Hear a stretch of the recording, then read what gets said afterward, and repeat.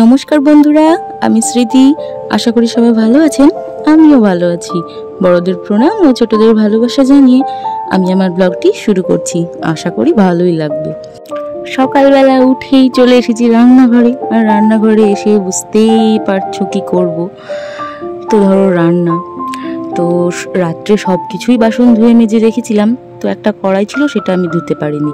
তো সেটা সাইডে রেখে গ্যাসটা ভালো করে মুছে নেব, কেননা কালকে একটু মেঘলা মেঘলা ছিল আর ধুলো ঝড়ও হয়েছিল। তো একটু ধুলো পড়েছে, তো সেই জন্য সেটা মুছেই নেব। আর ও আজকে বাড়িতে নেই, থাকলে একটু ভালোই হতো। তো ও আসবে দুপুরবেলা, তো সেই জন্য ধরো চাপিয়ে দিলাম ভাত। আর এখন কটা বাজে তোমাদের জানিয়ে রাখি, এখন বাজে 10টা 20। আজকে আমার 20 মিনিট লেট হয়ে গিয়েছে, কেননা সকাল থেকে একটু উঠতে ইচ্ছে করছিল না। বাথরুম সেরে এসে আবার শুয়ে ঘুমিয়েছি, দিয়ে একদম বেলা পুরো। তো একদিকে আমার ভালোই হয়, রাত্রে বাসন টাসন মেজে থুই, তো ঘর দোর সব মুছে রেডি করেই রাখি, যাতে সকালবেলায় উঠে আমাকে একটু জল ছিটিয়ে আমি রান্না চাপিয়ে দিতে পারি। এমনভাবেই আমি সব কিছু রাত্রে রেডি করে রাখি। তো ওদিকে ভাত চাপিয়ে দিয়ে বারান্দাটা ভালো করে ঝাড় দিয়ে নিলাম।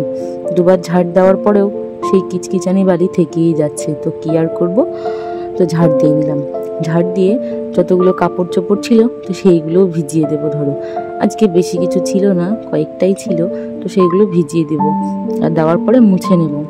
কি বলতো, দিনটা একটু মেঘলা মেঘলা, তো ভয়ও লাগছে যে বৃষ্টি কখন আসবে, তাই বলে। আর এদিকে বিছানার চাদরগুলো দিয়েছি, তো আর সেই জন্য একটু বেশি ভয়, কেননা না শুকোলে সেটাকে আবার ধরো বারান্দাতে এমনিতেই ছোট, কোথায় মেলবো করে ভেবে বেড়াতে হবে। দিয়ে মানে এক রাত্রে গেলেই আবার সেই গন্ধ হয়ে যাবে, তখন আর সেটা পাতা যাবে না, আবার কাচতে হবে।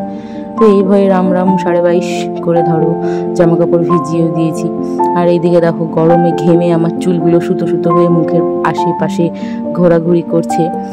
তো কি বলবো, এত বিরক্ত লাগছিল, তার মানে বলে বোঝাতে পারবো না। খুব বিরক্ত লাগে আমার এই চুল গরমকালে ঘাড়ে বলো মুখে বলো এসে পড়ে, তখন খুব বিরক্ত লাগে। আর এইদিকে আমার ছেলে আমায় বলছে, মা একটু ভুডু করো, তো ওই জন্য ওকেও একটু নিয়ে নিলাম ভিডিওতে। ও তো ভীষণ দুষ্টু, ওকে হাই বলছে আর ও জিভ বের করে জিভ নড়াচ্ছে। তো কিছু মনে করো না তোমরা। তো যাই হোক, এইদিকে ধরো ডিম সিদ্ধ করব, আজকে তরকারি করব, ধরো ডিমের কারি বলতে পারো। তো ওর বাবা তো আলু খাবে না, তো ওই জন্য ধরো ডিমই করব। নিম টমেটো ফমেটো দিয়ে যা একটা করে, ওটাকে কারি বলে নাকি কি বলে জানি না, তো আমি ওটাই করব।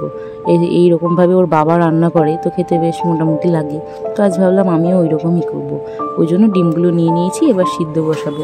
দেখতেই পাচ্ছ আমরা 3টে মানুষ আর কতগুলো ডিম। হ্যাঁ, আমরা বেশি ডিম খাই। সত্যি বলতে ডিমের মানে কি বলবো, অনেক বেশি ডিম থাকে আমাদের বাড়িতে। সপ্তাহে 3-4 পাতা নিয়েই আসে ওর বাবা। আর ধরো সেই জন্য ধরো ডিমটা একটু বেশিই খাওয়া হয়, ভাজা বলো সিদ্ধ বলো সবই ধরো একটু বেশিই খাওয়া হয়। আর আমাদের ধরো একটা করে ডিম ধরো পোষায় না। হ্যাঁ, কেউ কেউ আবার বলতেও পারো কথা শুনে যে বাবা এ বিশাল ব্যাপার, তেমনটা নয়। এই ধরো অভ্যাস, ধরো 2টো ডিম ছাড়া মানে মনেই হয় না পাতে ডিমের ঝোল নিয়েছি বা কিছু নিয়েছি। তো সেই জন্য ধরো আমাদের 3জনের 6টা ডিম, আর একটা ধরো এক্সট্রা থাকে, হয়তো কেউ হঠাৎ এলো তখন তাকে দিতে হবে সেই জন্য, বা নীল হয়তো পরে খাবে এই ভেবে। তো ধরো সেই জন্যই দেবো। তার মধ্যে জানো তো আজকে একটা বার পচাও বেরিয়েছে, সেই জন্য ওটাকে বাদ দিয়ে 6টা ডিমেরই রান্না করব। আর কিভাবে রান্না করছি তোমাদেরকেও দেখাবো। আর দেখি তোমরা বলো যে এটা কী ছিল, ডিমের কারি ছিল না ডিমের ঝোল ছিল না ডিমের মাখো মাখো কী বলে সেই সব ছিল।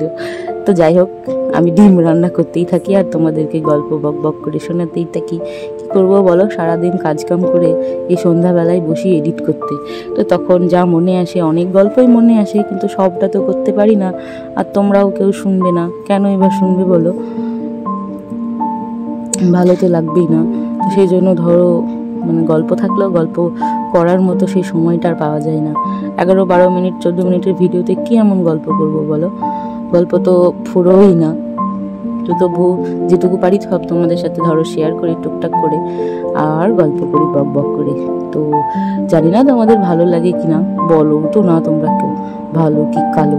তো যাই হোক, থেকেও পাশে ভাই বোন দিদি যেই দেখো না কেন আমার ভিডিওটা, পাশে থেকো, কেমন ভালো লাগলেও থেকো না লাগলেও থেকো। ওই যে বলে না উপর টপকা ভালোবাসা, তো সেটাই নয় বেশো আমায়।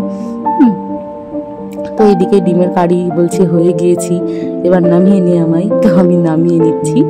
আর ওই যে পাশে ঢ্যাঁড়স কেটে রেখেছি, ওর বাবা নিয়ে এসেছে, এখনই আসলো। তো আমি বললাম যে রান্না তো প্রায় হয়ে এসেছে, তুমি বরঞ্চ কেটে দাও, তাহলে আমি ওটা ভেজে ফেলবো। তো ওইদিকে ঢ্যাঁড়সটা ভাজা বসিয়ে দিয়ে এদিকে কয়েকটা বাসন ছিল, তো ওইগুলোও ধুয়ে নিলাম, নইলে আবার রাত্রেবেলায় বাড়বে। তো ধরো হাতের হাত বাসন ধুয়েই নেই, বেসিন যেহেতু পাশেই আছে, ওই জন্য ধরো একটু বেশি সুবিধাই হয়। আমি হাতে হাত বাসন ধুয়ে নিতেই বেশি পছন্দ করি। তো এই বাসন ধোয়া নিয়ে আমাদের পরিবারে প্রচুর ঝামেলা হয়েছিল গিয়ে, হতেই থাকতো। আমার জীবনে যা ঝড় অশান্তি গিয়েছে না, তো সেসব গল্প করতে গেলে তা অনেক সময় লাগবে, তো সেসব কথা বাদই দিলাম। তো এই ধোয়া মাজা নিয়ে অনেক জোর ঝামেলা পুইতে হয়েছে। তো মানে বকাবকি এক প্রকার গালিগালাজ করেই এই রান্নাঘরে বেসিন বসিয়ে নিয়েছি আমি। তো সেই জন্য ধরো ব্যবহার করতে আমার সুবিধাই হয়, আর অন্তত ঝগড়ার হাত থেকে তো বাঁচা যায়। মানে বিরক্ত লাগে আমার তাদের সাথে কথা বলতে, যাদের সাথে আমার বনে না এক কথায়। তা সত্ত্বেও ধরো থাকতে হয়, উপায় তো নেই আমার। তো যাই হোক, নিজে ইনকাম না করতে পারলে না কোনো মানুষ আর এক মানুষের কথা শুনে না, সে মেয়ে বা ছেলে যেই হোক না কেন। কি বলতো, সব কিছুই পারি, শুধু ইনকামটা করতে পারি না। সেই জন্যই ধরো আমাদের মতো মেয়েদের বা ঘরের বউদের কথা বা স্বামীরা বলো বা মা বাবা বলো, কেউ শুনতে চায় না। উচিত কথা, যোগ্য কথা বললেও তারা মানতে চায় না বা শুনতে চায় না। তখনই খারাপ লাগে, আর তখনই মাথায় আসে যে মেয়ে না হয়ে ছেলে হলেই বরঞ্চ ভালো হতো। অন্তত নিজের মতো স্বাধীনভাবে তো নিজের জীবনটাকে কাটাতে পারতাম। আর যাই হোক, কারোর মানে কি বলবো, কারোর উপর নির্ভর করে তো থাকতে হতো না আমাদেরকে। এইটুকুই ভাবনা আসে শুধু বারবার মনে। আমাদের জীবনটা এইরকম, পড়াশোনা শিখেছি কিন্তু কোনো কাজে লাগতে পারিনি। সংসারের কাজ করে করে মানে মরি, তবুও নাম তো দূরে থাক, দুর্নামের অন্ত থাকে না। তা সত্ত্বেও ধরো সংসারে আমাদেরকে থাকতেই হয়, পারি না আমরা তো কোথাও যেতে।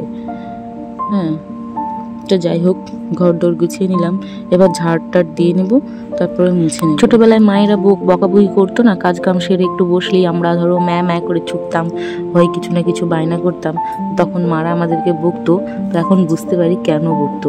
এই যে এত হাড় ভাঙা খাটুনি খাটার পরে মানে কারোর কাছ থেকে যদি শুনতে হয় আজে বাজে কথা, তাহলে কোন মায়ের না রাগ চড়ে বলো? তো আমারও ঠিক সেই রকমই অবস্থা, একদম মায়ের পর্যায়ে পৌঁছে গিয়েছি। আর কয়েকটা বছর তাহলেই ধরো একদম বুড়ো থুরথুরিয়ে খুনখুনি হয়ে যাব, আর তখন চেঁচাবো হয়তো, কি করব জানি না বাবা। তো সেই জন্য ধরো অনেক কিছুই করতে হবে, ভাবতে হবে। তো দেখা যাক কতদিন করা যায়। তো ওইদিকে ধরো রান্না টান্না করে এদিকে চলে এসেছি, স্নান ধান করে কাপড় চোপড় কেচে উঠে এসেছি। জানো তো, পাক্কা গিন্নিই হয়ে গিয়েছি, তবু আমাদেরকে গিন্নির মর্যাদা দেওয়া হয় না কেন জানো? এই যে ঠোকঠাক ঝামেলা করি এই জন্য। আর ঝামেলা করবো নাই বা কেন বলো তো? পাকা গিন্নিরা না একটু ঝামেলাই করে, ঝামেলা না করলে সংসার চলে না। এই যে যদি তুমি ভাবো না যে ভালোভাবে থাকবে, মিষ্টি মিষ্টি কথা বলবে, বরের সাথে প্রীত করবে, বা বরের সাথে এখানে যাবে ঘুরতে, ওখানে যাবে ঘুরতে, এরম ভেবে যদি সংসারে আসো না, তো তোমাকে মানে লাথি মেরে ওই কোণাতেই ফেলে দেবে। যদি তুমি না মুখ খুলেছো, তো তোমাকে ওই কোণা থেকে আর কেউ তুলতে পারবে না, নিজে উঠতে পারবে না। সংসারে আসতে গেলে একটু জোর ঝামেলা নিয়েই ধরো সংসার, এইসব করেই ধরো মানে চলে আসছে, সেই মানে বহু যুগ থেকে এইভাবেই চলে আসছে। ঘরের গিন্নিরা একটু ঝাঁপাই লাফাই সব কিছু করে, কিন্তু সংসার ছেড়ে কোথাও যেতে পারে না, সেই সংসারেই কামড়েই পড়ে থাকে। আর ছেলেরা এরা কিছু মুখে বলবে না, কাজে করে বসে থাকবে। বুঝতে পারছো আমি কি বলতে চাইছি? তো ওদিকে ছাদে কাপড় চোপড় মেলে এসে চলে আসলাম নিচে। এসে ধরো জল টল একটু নিয়ে গিয়ে সামনে রাখি, নয়তো তো ওই যে কলতলা নিয়ে শুধু ঝামেলা করে শয়তানগুলো। তো সেই জন্য ধরো জল একদম ঘরের সামনেই রেখে দিই, কলতলায় না যেতে পারলে মানে আমি বাঁচি, এরকম একটা ব্যাপার। তো এই যে দেখো দুপুরের খাবার আমার কী হয়েছে দেখে নাও। তো খাওয়া দাওয়া সেরে একদম টানা ঘুম গিয়েছিলাম। ঘুম থেকে উঠে একদম ছাদে গিয়ে জামা কাপড়গুলো তো আনতে হবে, নিলে তো ভিজেই যাবে। মেঘটা একটু বেশি বেড়েছিল, তো ছেলে আমার রেডি একদম জল দেবে বলে। তো সেই জন্য ধরো নে তুই জল দিয়ে নে, আর জল দেওয়া অভ্যাসটা তো ভালো, তো সেজন্য আমি আর কিছু বলিও না। গা হাত পা ভিজে যাই, পরে মুছিয়ে দিই, কিন্তু কিছু আর বলি না। তো ও দেখো আমাকে বলছে, মা তুমি ভিডিও করো, আমি জল দিই। মানে ও বুঝে গিয়েছে আমি ভিডিও করছি তা। তো ও জল দিচ্ছে, তাকাচ্ছে আর বলছে। তো এই নিয়েই ধরো ছেলে আর মায়ে মিলেই ধরো বিকালটা কাটালাম।